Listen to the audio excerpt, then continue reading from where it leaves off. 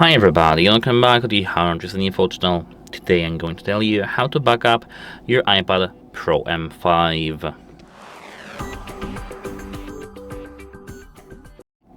So actually this is a quite easy process. At first we need to go to the settings, and now we have to tap on our account here. When we are logged in and we do have iCloud, not full, we can here tap on the iCloud. Here, as I can see, we have our storage amount, etc, etc.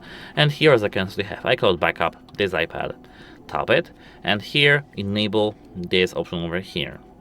This option doesn't have to be enabled, but you have to be connected to the Wi-Fi.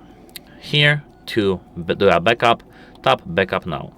And now, your iPad will automatically save all the settings, all the apps that you have installed and data, and to your iCloud. And when you, for example, want to give your iPad to the repair shop, you can just factory reset this iPad, and after the repairment you can back up your iPad straight when you set up your new iPad.